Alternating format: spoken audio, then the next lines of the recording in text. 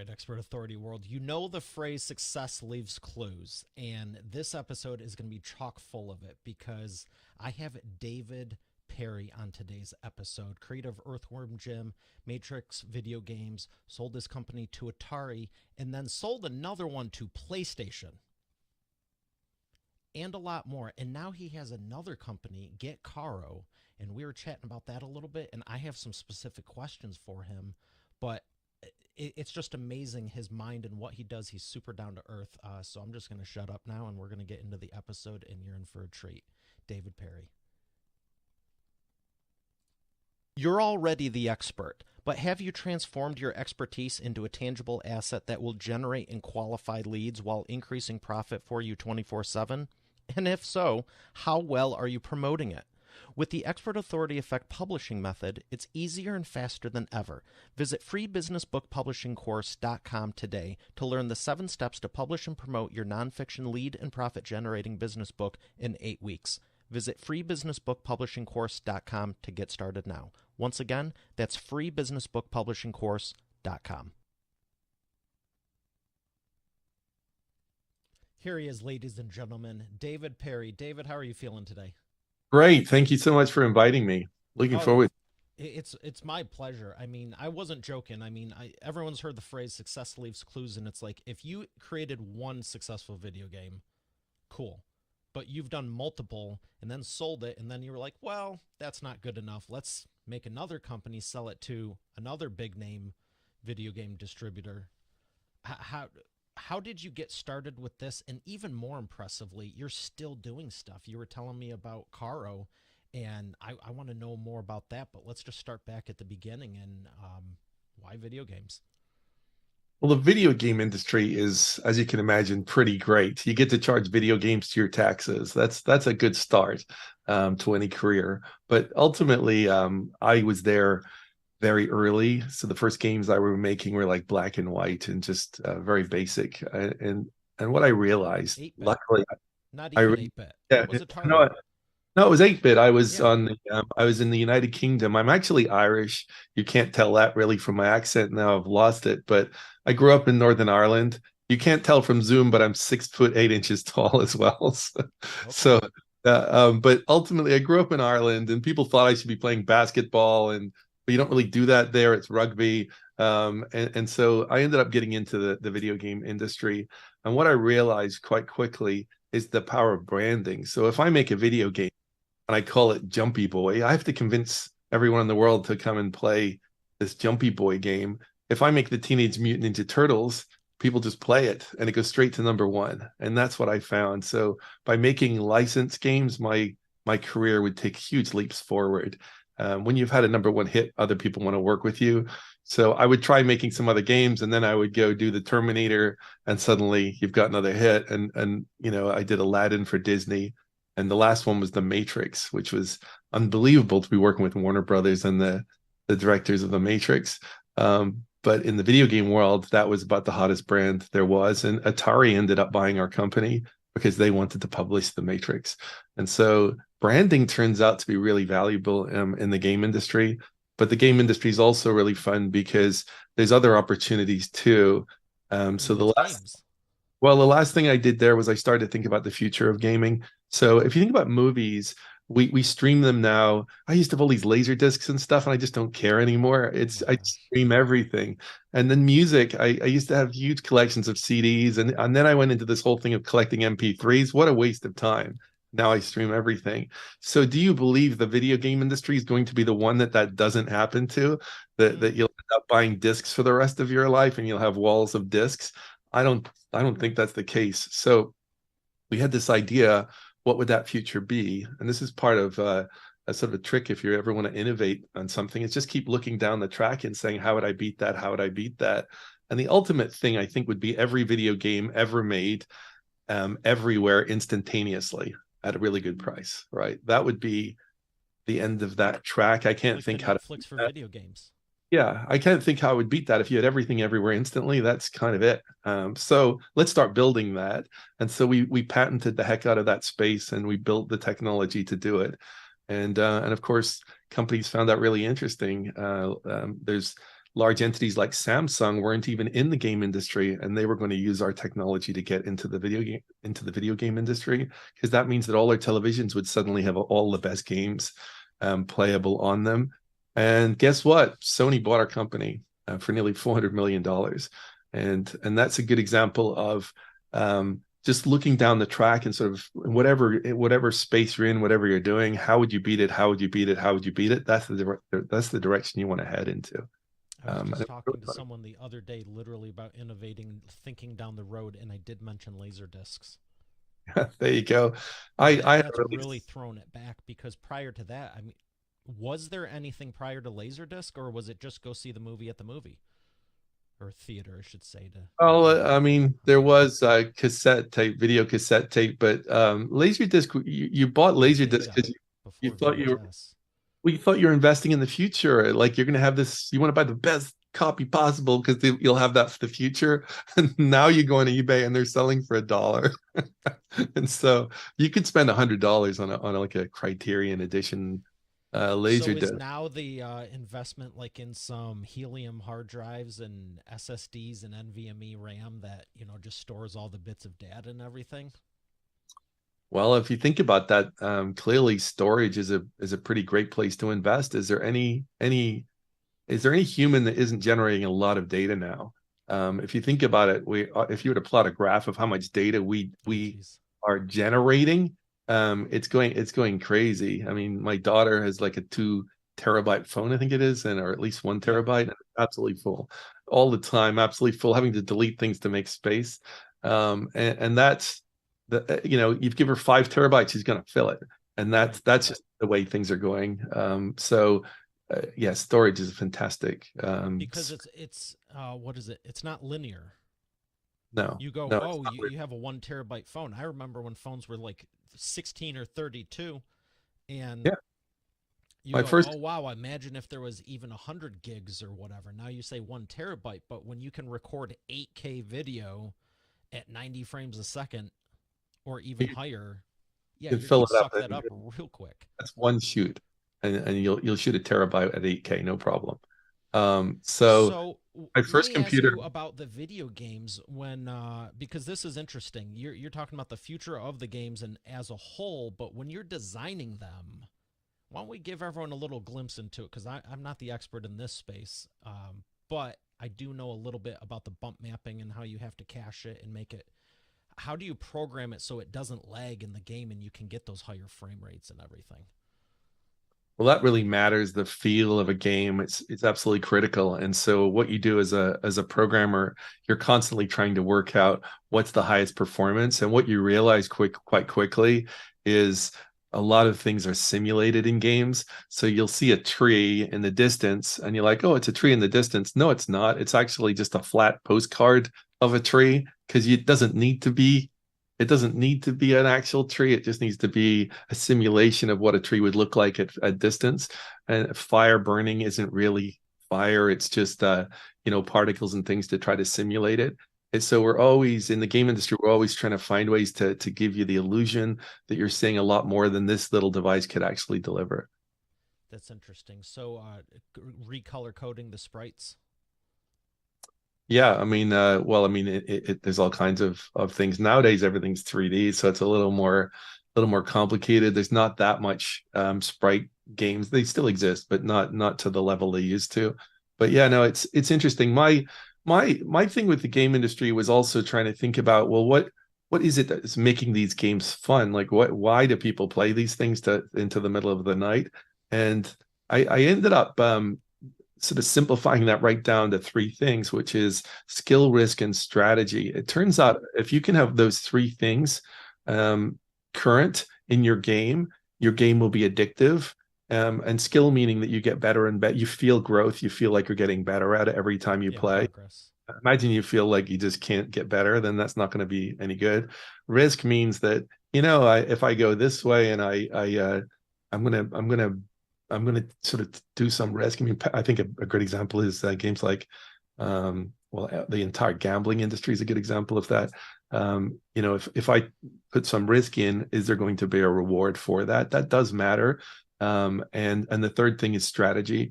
And strategy means, okay, this didn't work. I didn't make it. Now, do I have another way to do it? Or am I just going to have to repeat the same thing over and over and over?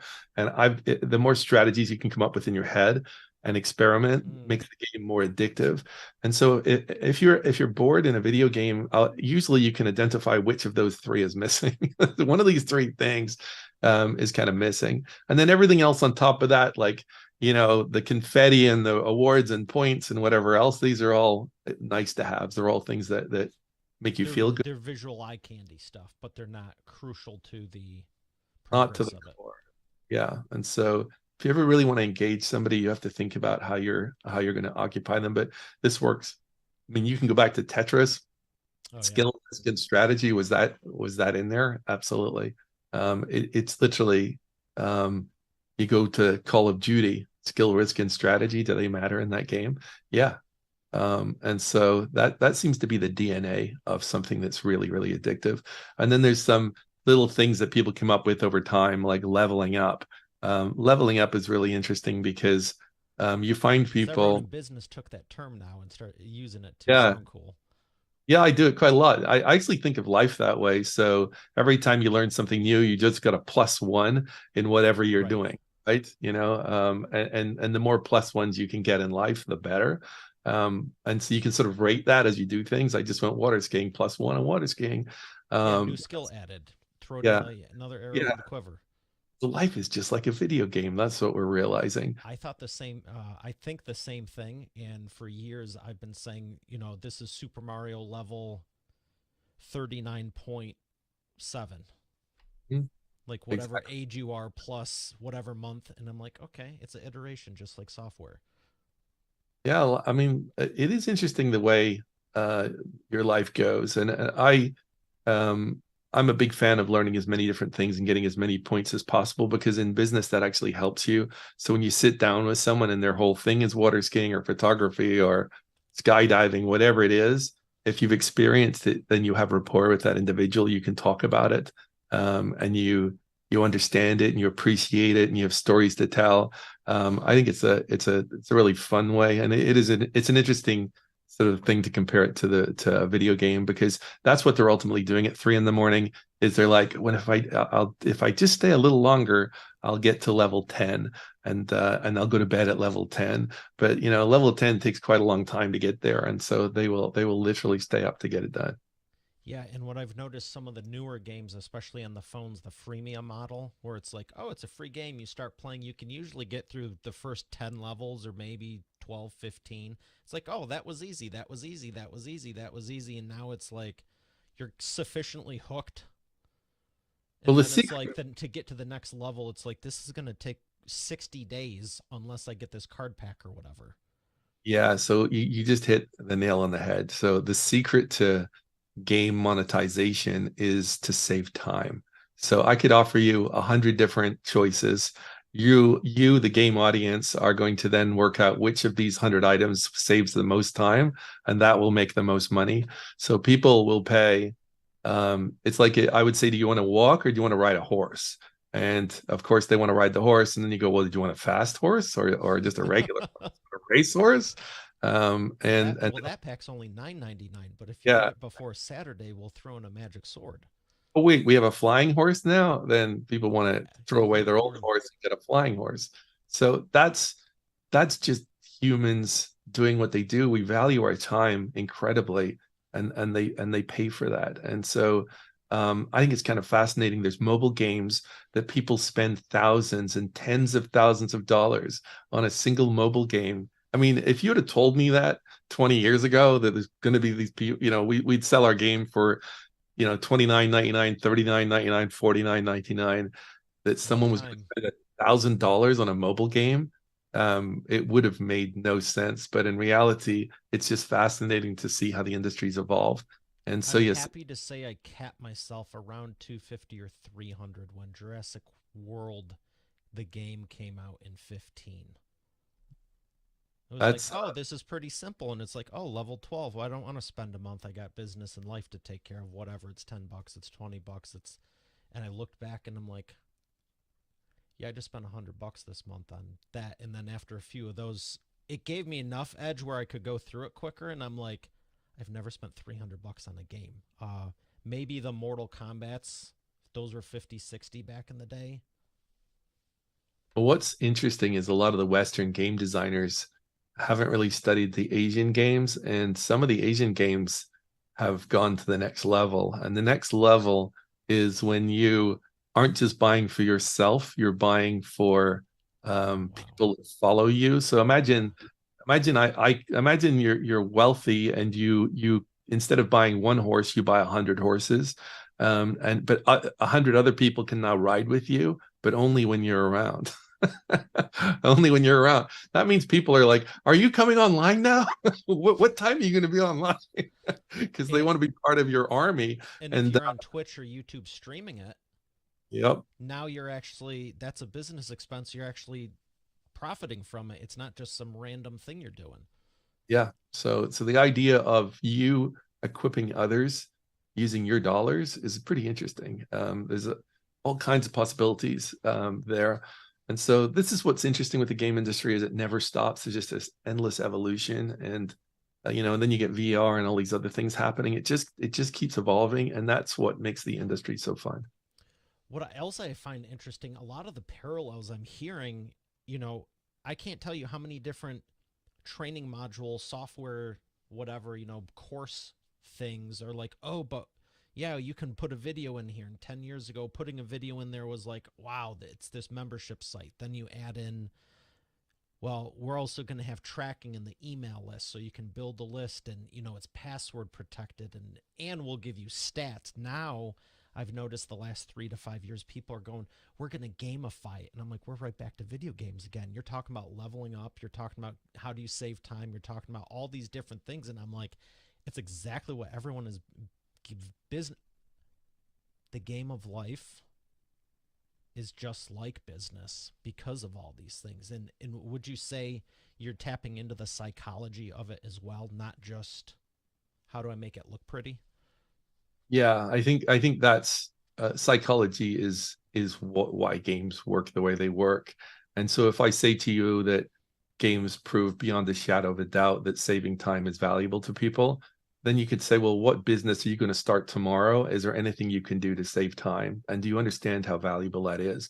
If you think of Amazon, Amazon at the end of the day just created a store online, but what they did is this one-click buy, which was compared to Revolutionary. fill out a form every time elsewhere. It was so incredible. And how much time does it save? Just a little bit of time, but I'll tell you what, that is so valuable to people. And so it's a great way to sort of put those glasses on and look at whatever you're doing when you're interacting with whatever customers you want. Is how are you saving time? I bought a car recently, and sitting in the dealership, the amount of paperwork that I had to go through, just it was mind blowing. That in 2023 they still have that level of friction and paperwork Yeah. and time wastage, and the fact that I even had to go there. I at this point I just want to sign a DocuSign once, right? Mm-hmm. Whoever innovates that will actually end up finding opportunities to, uh, to sort of squeeze in and create new business. Customers love it when things are easy. They really do. It's that simple. I was actually going to make a joke about you probably would have liked a one-click buy for that, huh? Yeah, one click buy. I mean, Are you open to saying what type of car dealership it was? yeah, no, I'm a big BMW fan. I've been a BMW fan for a long time. It's the European roots. Can't help it. I don't know why. It's also being really tall. Those cars fit me. Like I tried to buy a Jaguar once, and Okay. I would have broken my neck every time I hit a bump on the road because it's that lovely streamlined look, but there's a price for that. It means I'd be driving like this everywhere I go. I think you could get one of them to pull up with the new car at your house and just sign something. Do do you go to different dealerships or No, just a regular dealership. There's just a lot of paperwork. yeah, it So seems weird that they have so much of it now, especially if you've been with them for a while. yeah, yeah. Wouldn't you think because you're on file, it would be even easier? No. That's the So best thing. Like, do you want to autofill this form in? Absolutely. Click, click. You know, what about your privacy? Whatever. Just Just buy it. Yeah, so it worked for Amazon, I think. That was a For really good. sure. And the other crazy thing they did for a unique advantage is not just innovating it for us, but making it that much harder for everyone else. And then you have the 2 day prime, and then you get the bonuses of the movies and the other stuff and the radio, the podcast, the all these things. And now it's like they're making it more and more difficult because there's times even on Amazon now, it's like, as a publisher, I'm always looking at books and stuff, and it's like, ugh, I gotta wait till tomorrow to get it. Where's the one I can pay extra for and have it delivered like by the time this is over with? They're making Yeah, it faster and faster. they are. And there's another business opportunity is you end up owning so many different assets. Tracking all of it's really hard. So like I have movies all over the place on different platforms, and if I wanted to watch Harry Potter right now, I might not be able to work that out for some time. Like which platform is that on that I am Mm, already paying for, that I've bought digitally at some point. I just don't like remember. Voodoo. Yeah, and so there's all kinds of different uh there's a lot of new opportunities that come out of these things. I think that's why AI is so exciting. It's generating so many possibilities for new businesses, and a lot of those businesses are going to succeed in saving time, which is wonderful. Let me ask you about that you brought it up. And I agree. We've been leveraging AI for a couple of years now for certain things and been looking into even more to bring a better product to you and obviously save time, increase profits from a business standpoint. But there's a lot of people freaking out about it too. Where do you see AI with gaming and business just in general? Anything specific for the gaming, and what do you think it's where do you think it's going to be most applicable for business? Well, I've been giving speeches for maybe 25 years about AI, saying how important it is that we, the game industry, solve this problem. And what that means is if you walk up to somebody, they say, "Welcome to town, traveler." And then I kill everybody in the town. And I go back up to the person and they say, "Welcome to town, traveler."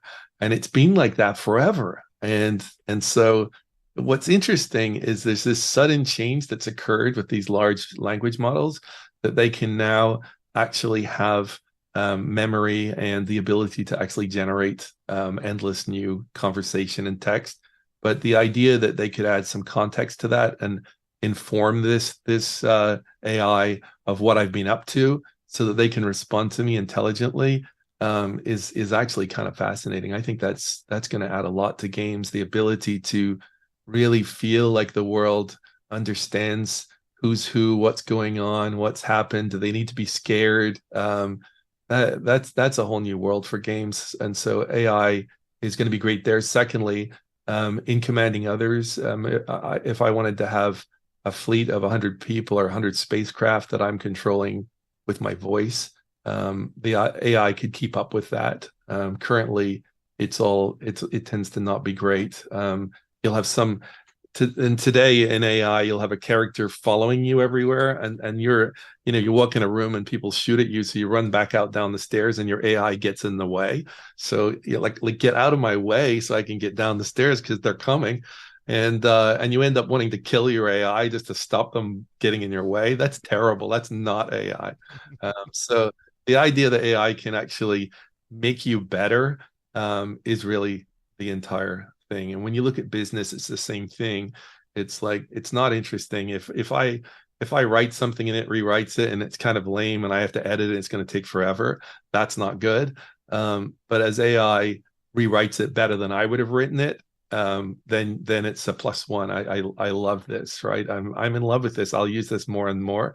And so that's what it has to deliver on. I don't think AI is there yet because there's a few things which I could get into technically, but ultimately the one thing that I would like it to do is to just learn my way of writing and conversing, so that as I write, it's I'm going to click approve right away because it's just nailing it.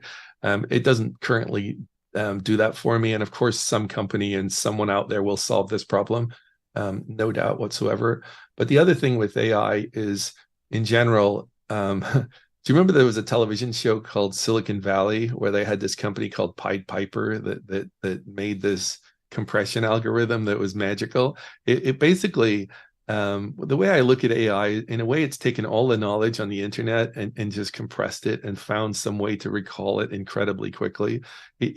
What gives you an idea that that's actually the case is when it regenerates a stock photograph and the watermark is still in the stock photograph. It's all blurry and but it's there, right? Which shows it's taken those images and really found a way to rethink and compress them. But when it comes back with the watermark.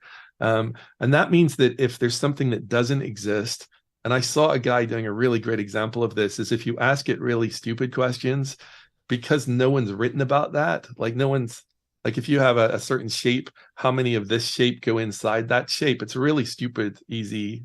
The answer is one. AI will sit there going, well, I think it's three, and it'll try to calculate it, but it doesn't really understand what you're asking because no one's asked that question. And that's what shows it's not really AI yet. AI is when it's truly a thinking entity, a conscious thinking entity. And there's all kinds of problems that fall into that, which is no one's documented even common sense yet. Common sense meaning, all the stuff you've learned as a kid, you know, uh, if you step over there and fall off that ledge, that's going to really hurt. There's a lot of different things that we just learn inherently as we grow. And so there's people out there, literally, there was a TED Talk this year. They're trying to document common sense, and that would feed into AI as well, which will be important for I think that'll robots. be good, but there's so many people that lack it still. How are you going to accurately document it?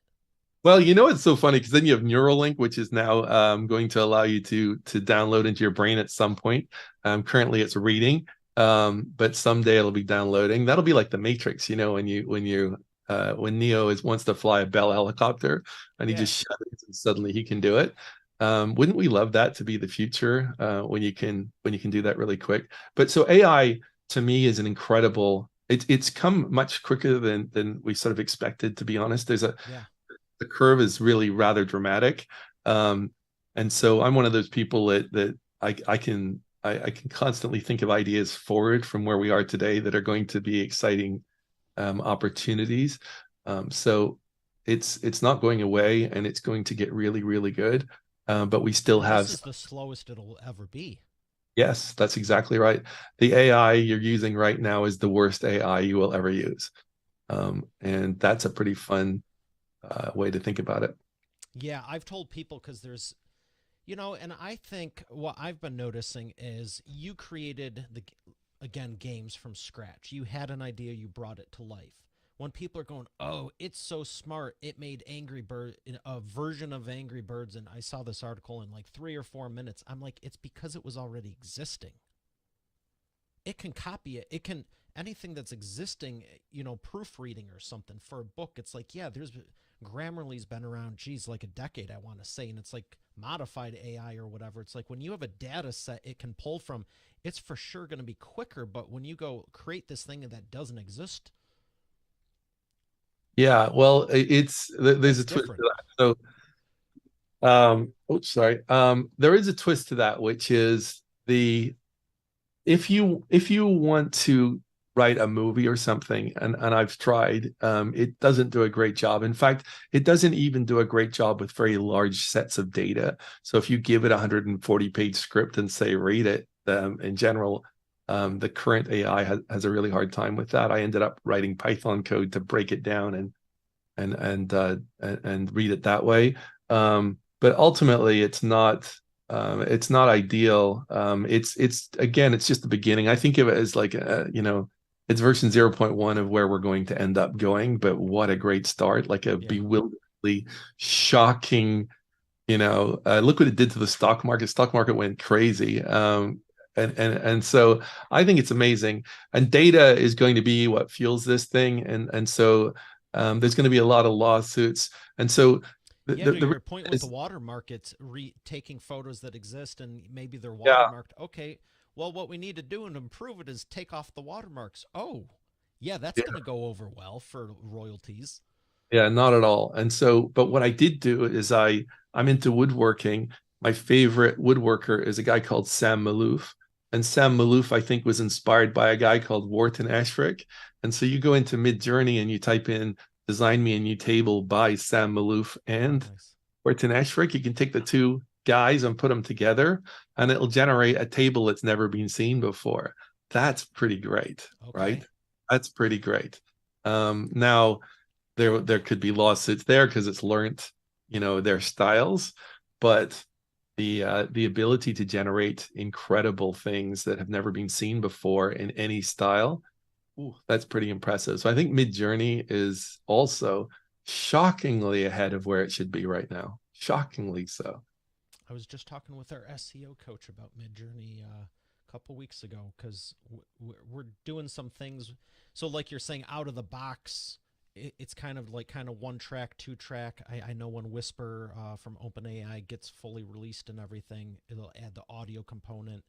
Um, but there's a lot of softwares, like you said. I wrote some Python code to break it up. I've been brainstorming ideas for, like, obviously publishing with books, and you go, yeah, when you give it 30, 40,000 words, it's like, it does not compute. So you have to parse it out and, like you're talking about. But whether it ever can or can't, there's so many, I'll call them wrappers, where it's like, oh, you can take this, take the API, drop it in here, and then we added all the functionality into it. And I'm like, oh, this is going to get real interesting. I developed a software to build WordPress websites automatically like 10 years ago. And again, it was that whole how do we do it faster and everything. So it's interesting from not just the business standpoint, but from a tech standpoint. Again, when you said write the Python code, I was like, that's cool. I don't know how to. I hired people, but I enjoy the process of figuring out, rearranging the puzzle pieces and make it happen. My question for you is, and I told you I'd ask you, we're talking about learning and the curiosity and AI learning and all these different things. You mentioned woodworking. Why do you do woodworking? That doesn't have anything to do with video games. You'd like to just learn. How do you balance, here's my business, here's what I should be focused on that's actually doing something, and not going off on a rabbit trail of something that doesn't move your life or business forward, you just might enjoy? That's very fair. Yeah, you have to when you need to focus on your business, you need to focus on your business. It's usually for me, it's between businesses, is you get the real opportunity to go into a learning mode. Um, the reason woodworking got me interested was because I found that everything I've been doing my life is digital. So I've created a lot of digital content. In my business, I'm creating spreadsheets and PowerPoints and whatever else. And I sort of realized that, like, I have a daughter and she's not really into video games. So therefore, there's nothing that I'm creating that she could care about. Like, she's not going to, sit there and go, what a great spreadsheet. Look what my dad did. He did a PowerPoint that was awesome once. That's not interesting. So I was sort of thinking, what am I going to leave behind in the physical world?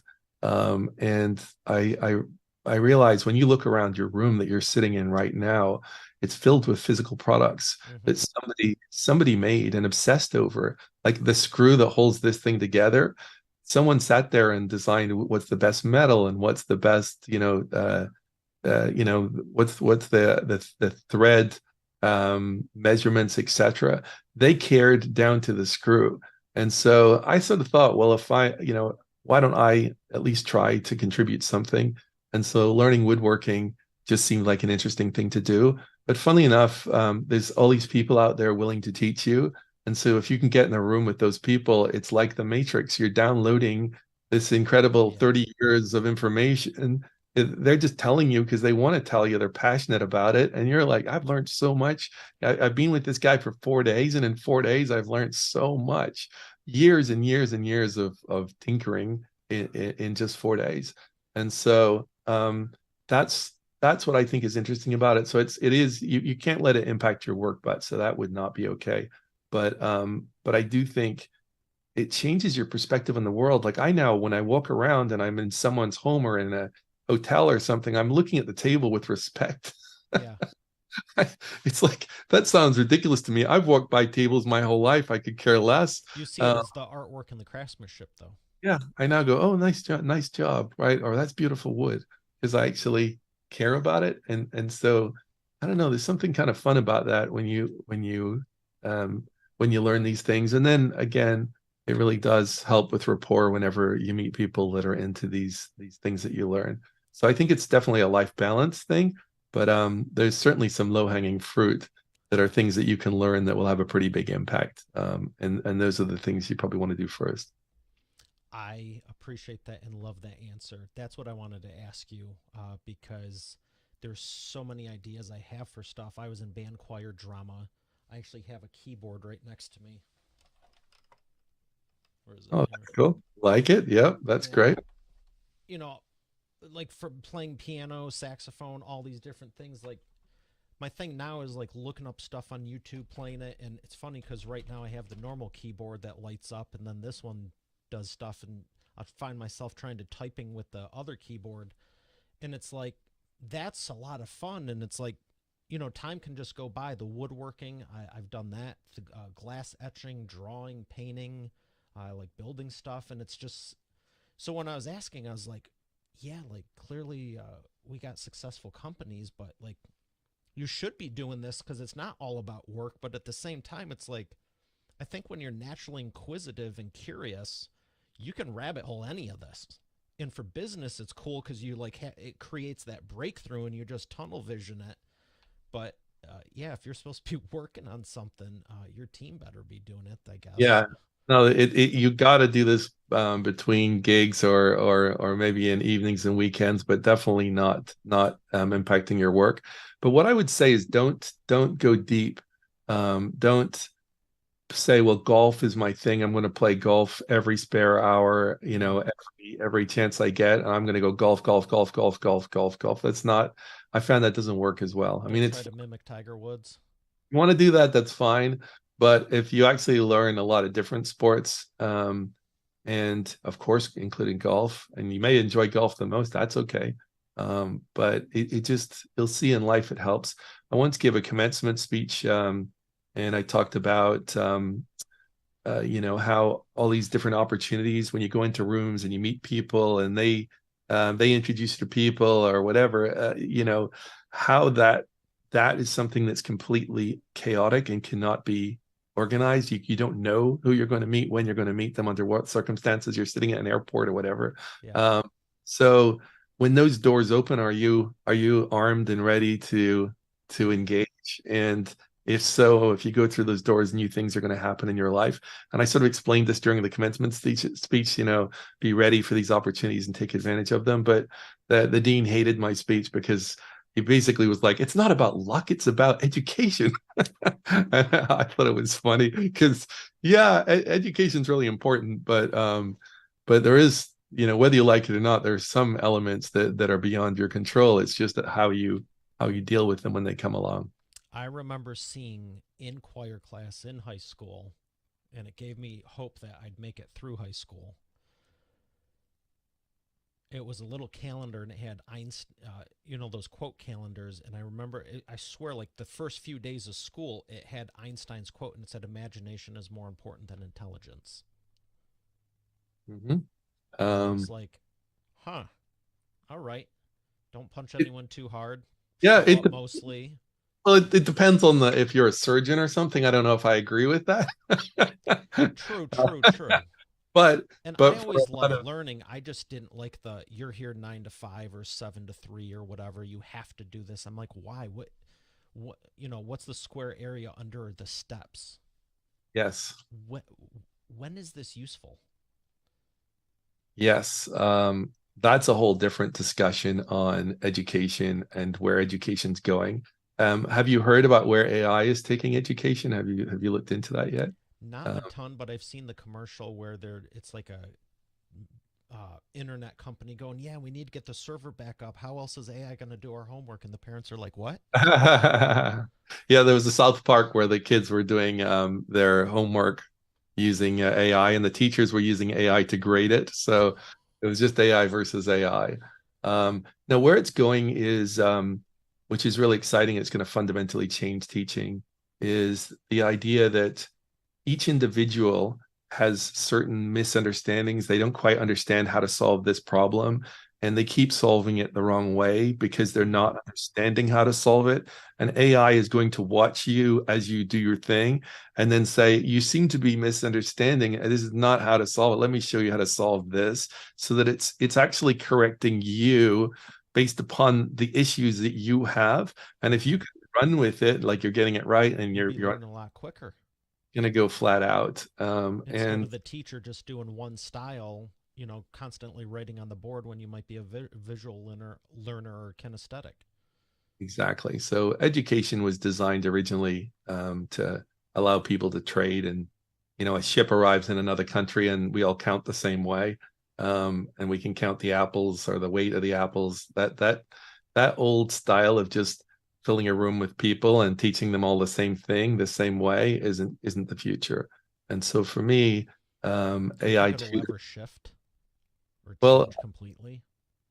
for me, the most important thing is there's which would you I mean, imagine you were going to film class. Do you want to go to some guy who's never ever had a hit film, or do you want to learn from the absolute best in the world who've made millions of dollars and are incredibly successful?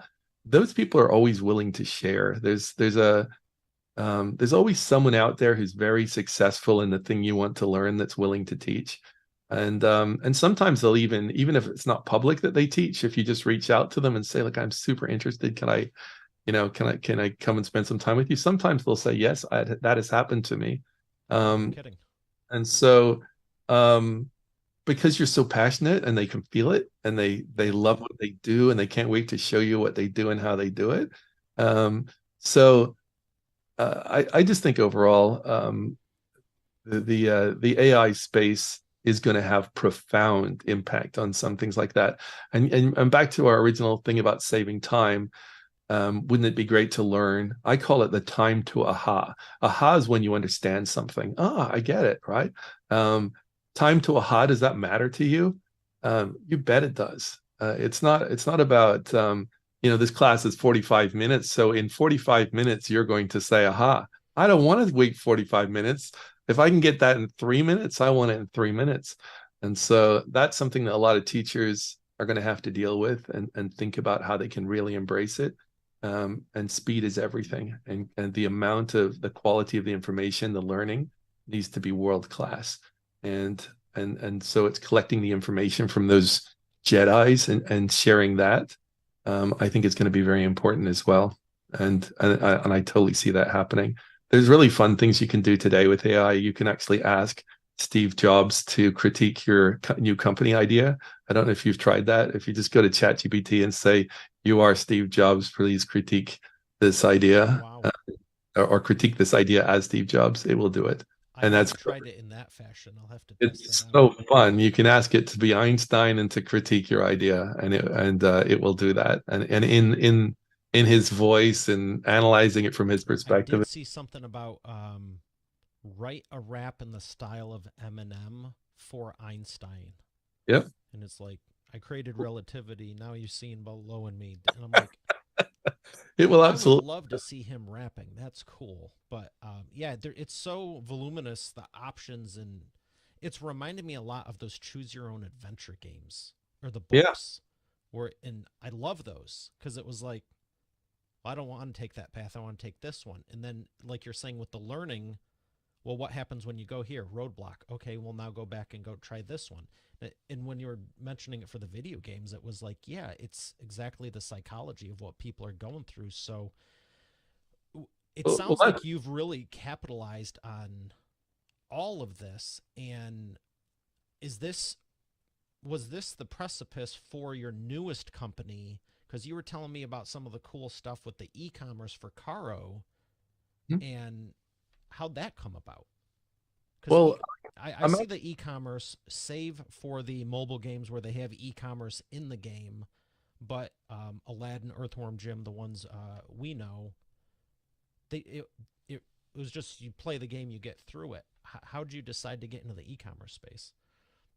Well, the video game industry we think of as being really big, hundreds of billions of dollars. It's a huge industry. But when you look at e-commerce, it's trillions of dollars. And Hmm. so the concept is, Um, I assumed everything would be done in e-commerce. There would be a bow on everything.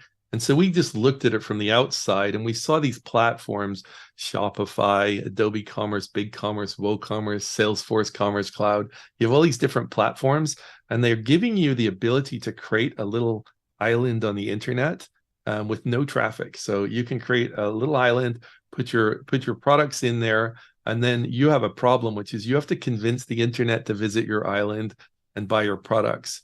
And you need them to keep coming back as well. So come back, come back, come back, and keep buying at my island.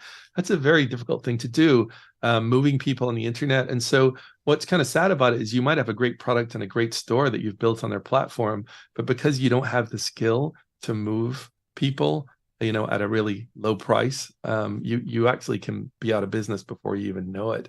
And this happens to a lot of people in e-commerce.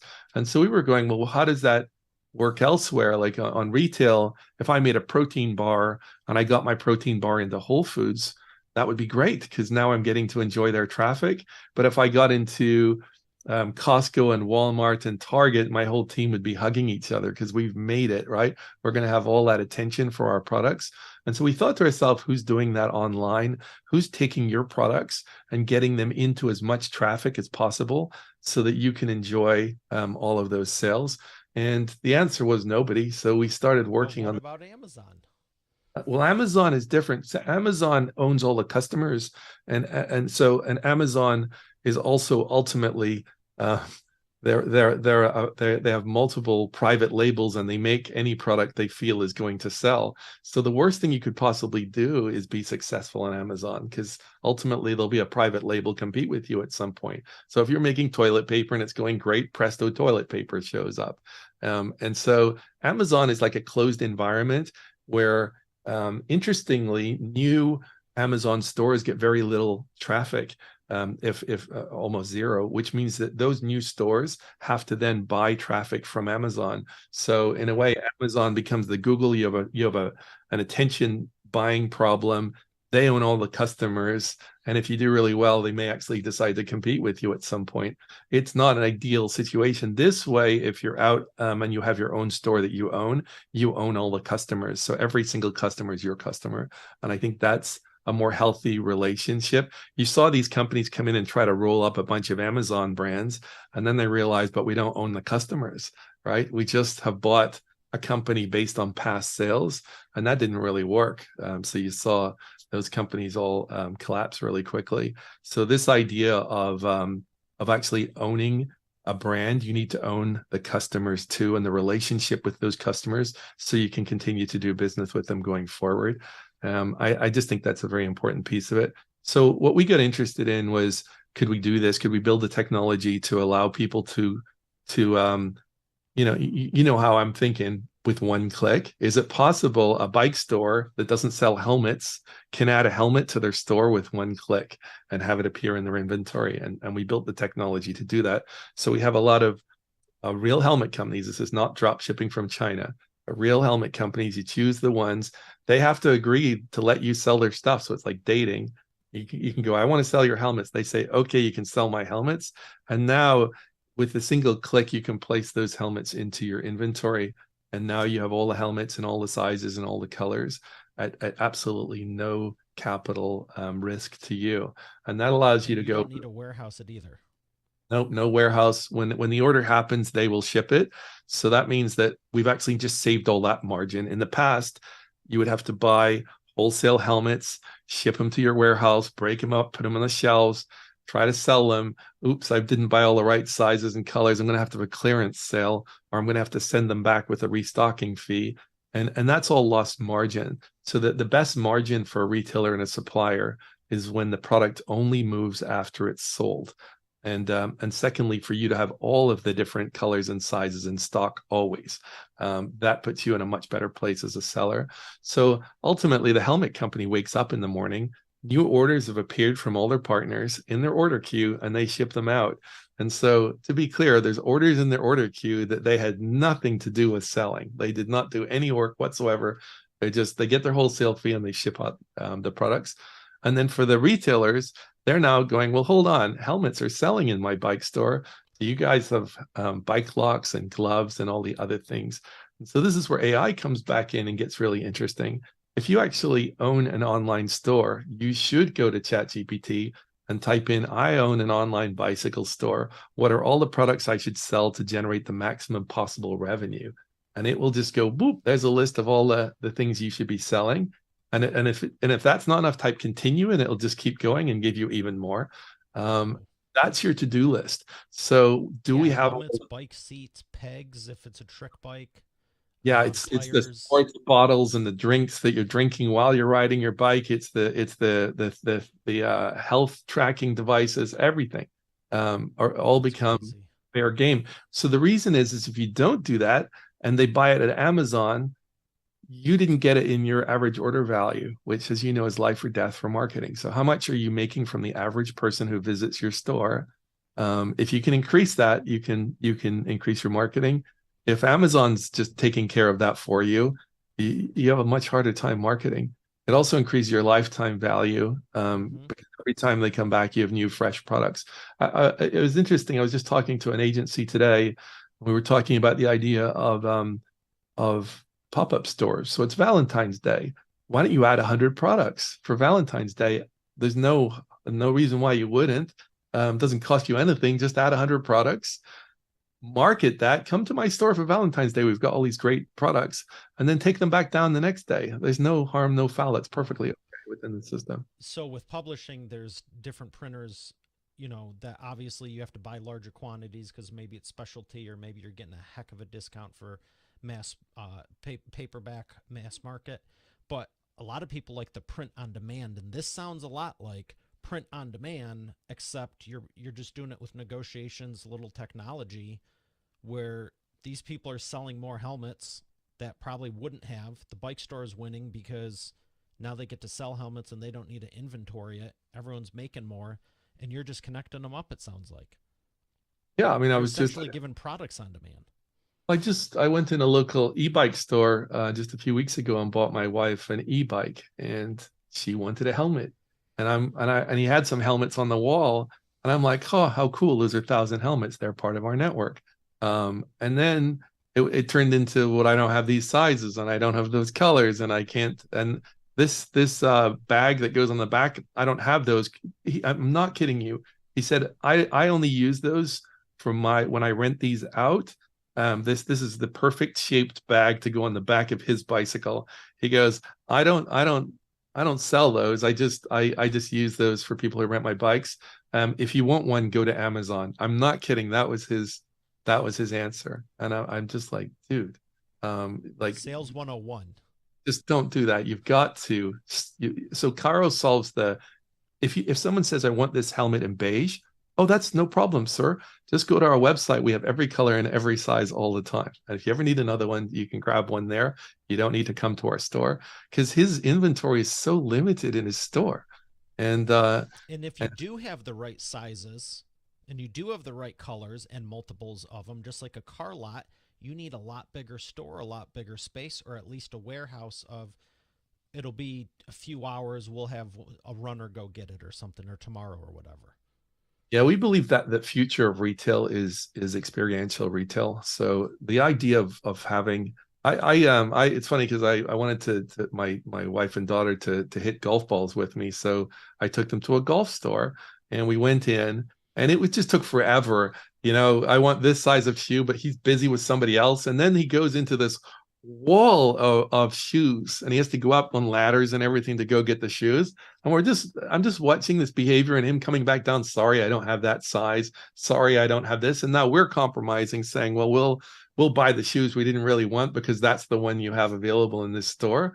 That is just an absolute disaster, because they're paying the cost of leasing that space in retail space to be a warehouse, which is lame, like a really, really bad job on warehousing. But then they put a mannequin with a polo shirt and a golf thing to make it look cool. Yeah. And so the point is that in the future, the store can be much smaller. You should be able to come in and try everything that you want, and it should be delivered to your home same day, or worst case, next day. That's the future, I think, of retail. That means that malls can have 5 times the amount of stores they have today. Yeah. So imagine you go to your local mall and everything you can imagine, there's an And expert they still keep store. the foot traffic. Yeah. Oh, the foot traffic would find it more fun because there would be all of these interesting stores that couldn't afford a big retail space, but can afford an experiential place. And again, the product ships, so you don't have to carry it home. And it, again, it won't work for everything, but there'll be a lot of products that actually just works fine for. Do you really want to carry that surfboard through the mall and try and get in your car? Or you No. strategically go, okay, we'll hit up everything, then do lunch or dinner, and then on the way out, we'll go in there and they just closed an hour early because someone didn't show up. And Well, could you even fit it? in this scenario, what's interesting is Shopify is building point of sale. They have it now, and they've had it for some time, but they're really like you can actually build apps for their point of sale. I don't know if you knew that, but Wow, I did not. you could build your own app for their cash registers. So there's all kinds of opportunities to impact this idea of experiential. We think there's two kinds of sales in the future. There's there's impulse purchasing, which means I need a new iPhone charger. I don't need to go to the mall for that. I should be able to go to Amazon and just have that And delivered that's to not a me. fun experience. I was actually going to mention that. I'm thinking of the Yeah. mall near me that's an outdoor, you can walk around. It's like, oh, well, I got to go by here. We'll grab lunch and then I'll pick up a charger. And it's like, that's not a fun thing. They don't have it in stock. It's the wrong one. They got to send it to you anyway. Yeah, so experience, so everything impulse driven, the White Sox or just batteries for something or whatever, it should all just be Amazon will end up just taking care of a lot of that stuff. The things that are experiential where you actually want to try the shoes on or sit in the chair or touch the thing, Sunglasses. feel the fabric, yeah, you've got to put sunglasses on your head. All of that is experiential, and sometimes and we believe there'll be more expert driven stuff. So if you were going to go mountain climbing and somebody Mm. has done it before and is recommending this jacket, how do I find that jacket? How do I get to that jacket? In retail, that's not the case today. That's quite hard to do.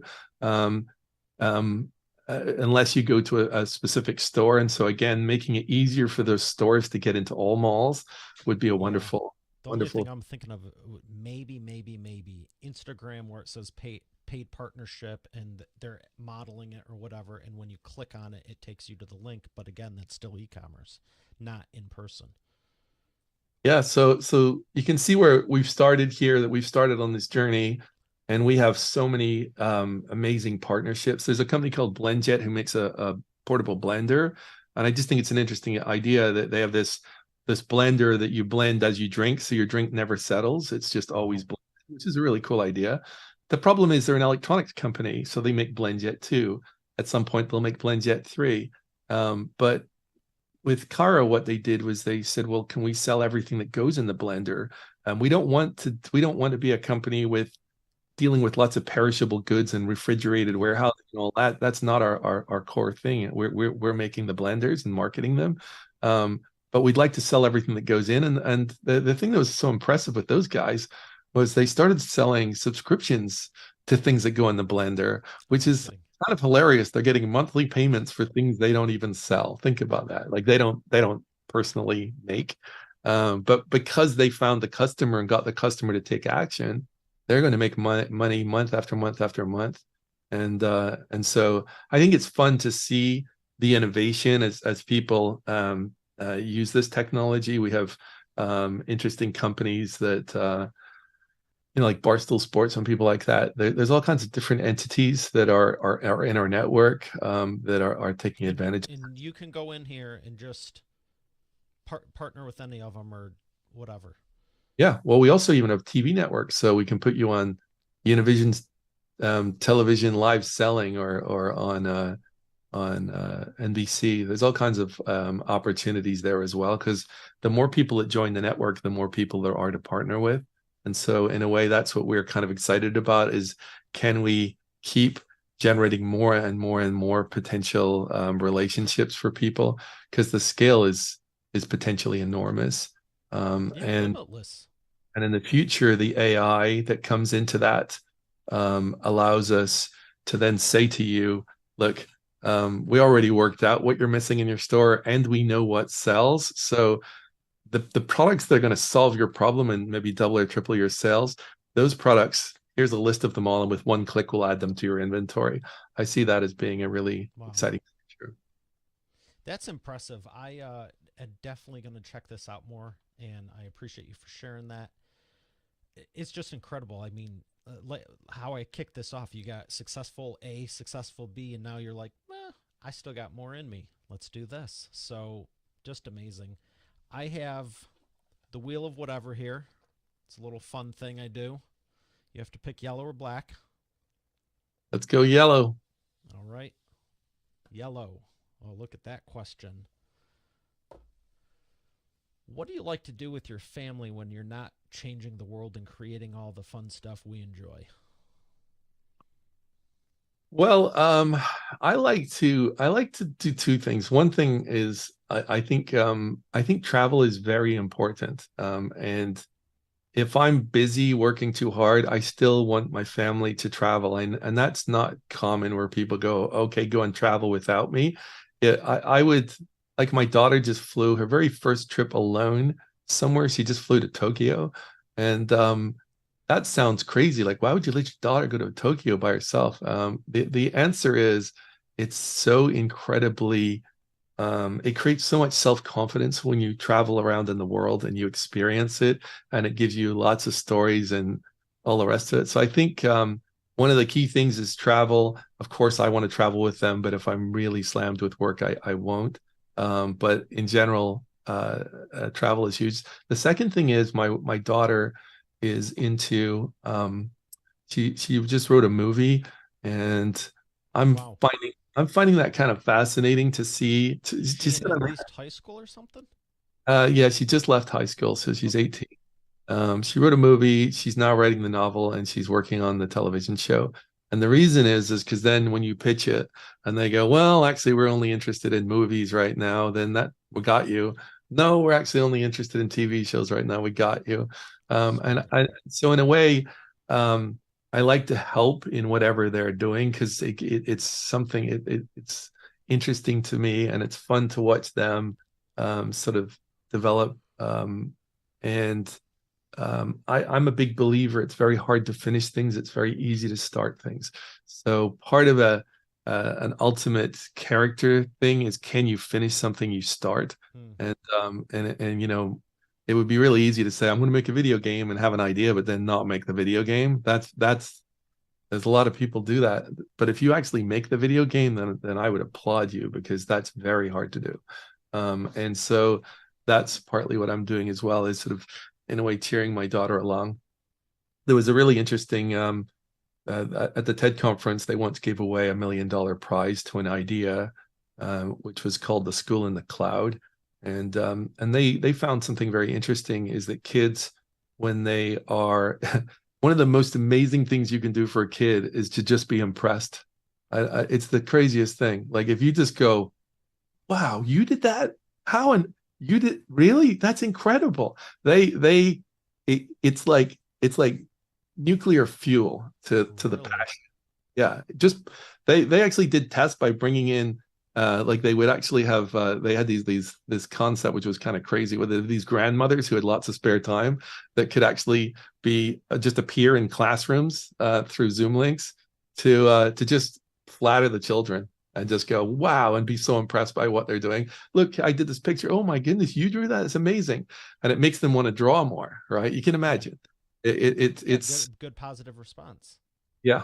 And so that in a way, um, making yourself available to do that, I think really you can inspire and help other people. And so that to me, one of the most fun things for me, honestly, is people pitching me their company ideas. I love it. It's so fun to hear someone pitch their company idea and then you pitch it back to them and sort of brainstorm on their idea. It's really fun. So yeah, that's what I try to make whatever time.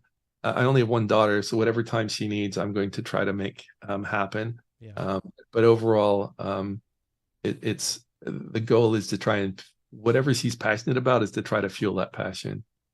Good for That's you. what I'm really doing. That's awesome. Yeah. I think I congratulations. I'll just leave it at that for now. I'm going to behave. And yeah, it seems like you figured out not just the business side of life, but personal side as well. And so I always just ask fun questions there and everything. But thank you for everything so far. We're going to thank the sponsor, and we're going to come back with the imperfect action round. Every business needs a book, including yours. Visit freebusinessbookpublishingcourse.com today to learn the 7 steps to publish and promote your nonfiction lead and profit-generating business book in 8 weeks. Once again, that's freebusinessbookpublishingcourse.com.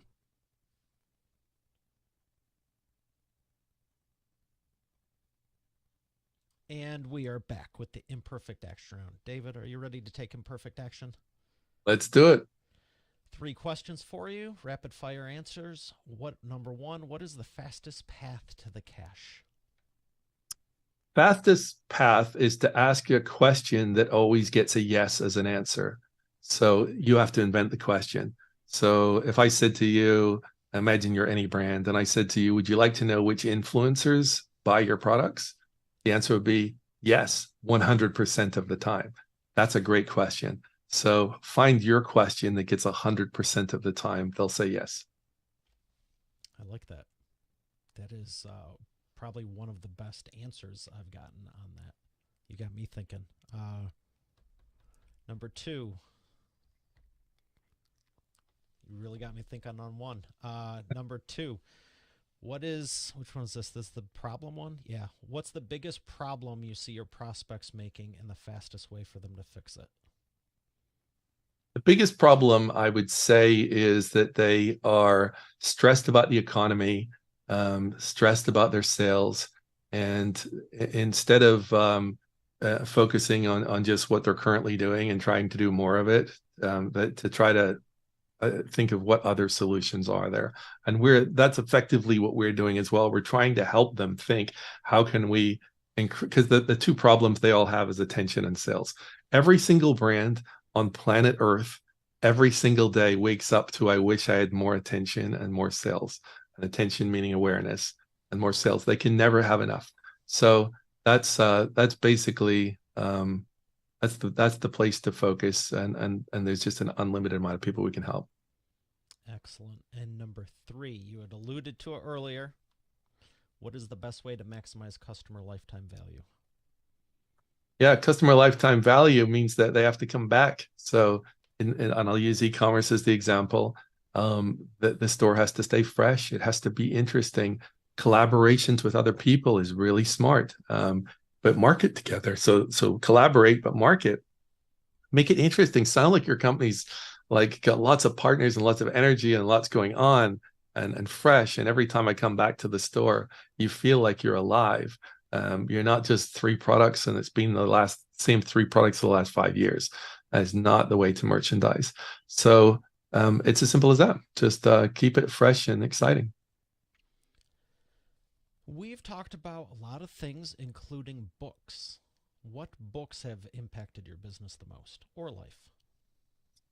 There's I watched a YouTube video which there was this guy trying to stop everyone on the way to their private jets, and he figured that whoever's going to their private jet are worth asking, what do you do, or what advice do you have for me?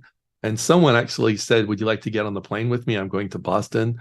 And during the flight, he was interviewing him, and the guy said, the thing that changed my life was a course called the 4-Day MBA by Keith Cunningham. And so that's one I'm checking out, and I think it's really impressive so far. So I like where it's going. He's also got a book called The Road Less Stupid, and that's pretty fun. And then the second one is a guy, Robert Cialdini. You've probably come across his stuff. He's very famous. He has a book about persuasion and how you can change things just by changing words. So he has endless examples of how you can fundamentally change a business just by changing words. An interesting one I just saw him talking about was the idea of selling loss versus selling gain, which I thought was fascinating. So the idea is, instead of me telling you about my service and how great it's going to be for you, you just say, look, you've missed out on 1.5 million of sales so far because you're not using it. How long are you going to put up with that? Like, how long are you going to wait? So the idea is to try to market the loss to them. Like, this is kind of a no-brainer, and you've already lost a lot of money because of it. Versus trying to say, no, it's great and it's going to make you money and just trust me. So it's just, um, I love these writers that think outside the box and a little differently, because Contrarian viewpoints. yeah, it might fit, it might not fit with your business, but that Cialdini is really, really interesting. And he started a new institute, and he's teaching, um, he's actually teaching people to teach these concepts, and just spending some time listening to this guy talking. If you look at someone's website, you'll just look at it differently. It's going to change your perspective on how they are doing and how they're messaging and how it could be different. And so I'm finding it, again, this is a new thing, so I'm just getting started with this, but I think it's really interesting too. Well, I appreciate those recommendations. Where would you like people to go to learn more about you and your products?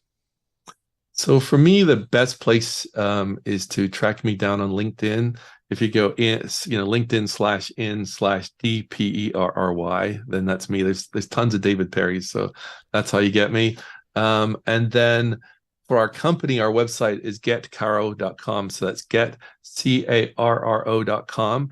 If you are on Shopify and you install Carro, please make sure to email us and tell us. So email hello@getcarro.com and tell them that you heard about this podcast, and we will take really good care of you.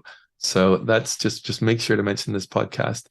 And by the way, Caro, just for fun, the way we came up with that is we said, what's the most important thing in e-commerce is the cart. So we took the word cart and put it into every possible language. And we had a bunch of social media influencers look at all these names and choose their favorite, and they chose Caro. No So that's, kidding. I was going to ask you about that. I've had it up over here, and I would have never guessed it had to do with the cart, but I like it. you know, cart's pretty important to e-commerce. Yeah. Well, So thank you for everything. I wish we had more time, but you're a wealth of wisdom, and appreciate you for sharing it with us. no, thank you for inviting me. It was fun. All right, Expert Authority World, we have another great episode here today. I'll see you on the next one. Have a great day.